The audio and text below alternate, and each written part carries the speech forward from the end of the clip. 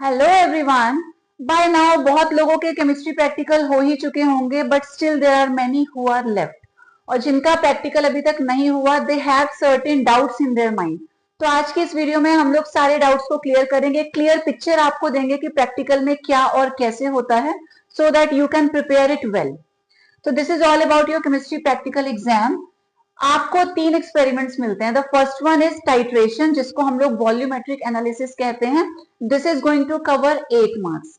Titration आपने perform किया होगा। बेसिकली हम लोग 2 टाइट्रेशंस करते हैं। एक होता है केमेनोफोर प्लस ऑक्सैलिक एसिड और दूसरा केमेनोफोर plus Mohr salt FAS, ferrous ammonium sulphate. तो या तो ऑक्सैलिक एसिड वाला टाइट्रेशन आपको मिल जाएगा या FAS वाला मिल जाएगा। तो प्रिपेयर आपको दोनों ही करने हैं, बट फॉर श्योर दोनों में से एक तो आएगा ही आएगा। देन सेकेंड हमारे पास होता है salt analysis, which again covers 8 marks. अब इसमें आपको एक सॉल्ट का सैंपल दे दिया जाता है, सॉलिड सॉल्ट आपको मिलेगा। उसमें आपको परफॉर्म करके पता लगाना होता है कि कौन सा केटायन और कौन सा एनायन प्रेजेंट है। अलग अलग ग्रुप वाइज केटायंस को डिस्ट्रीब्यूट किया हुआ है, आपने पढ़ लिया होगा। ठीक है, तो यू नीड टू आइडेंटिफाई कि जो आपको सॉल्ट दिया गया है उसमें कौन सा केटायन है और कौन सा एनायन है।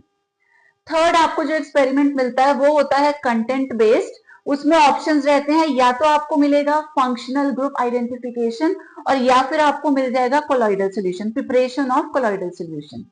अगर प्रिपरेशन मिलती है कोलॉइडल सॉल्यूशन की तो वो आपको प्रिपेयर करना होगा, plus you will have to write about that. और बाई चांस आपको फंक्शनल ग्रुप मिलता है आइडेंटिफिकेशन के लिए, तो this is going to be a liquid sample. Test tube में एक लिक्विड दे दिया जाएगा और आपको पता लगाना होगा कि आपका जो सैंपल है उसमें कौन सा फंक्शनल ग्रुप प्रेजेंट है।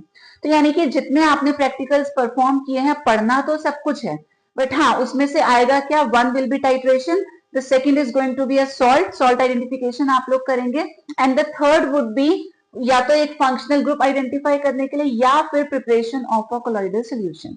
जो third experiment it carries 6 marks. उसके बाद आता है आपका project plus viva and record plus viva. Both of these separately carry 4 marks each.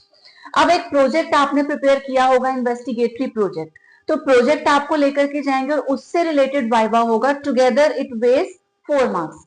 Similarly जो आपकी लैब मैनुअल है जिसमें आपने एक्सपेरिमेंट्स लिखे हैं वो हो गया आपका रिकॉर्ड, तो वो आपको लेकर के जाना है, प्लस उसमें से वाइवा होगा। यानी कि जितने प्रैक्टिकल्स आपने लिखे हैं, जो उस टाइम पे आप लैब में परफॉर्म कर रहे होंगे, उससे रिलेटेड आपका वाइवा होगा, विच कैरीज 4 मार्क्स। तो टोटल यहाँ पर आ जाते हैं 30 मार्क्स।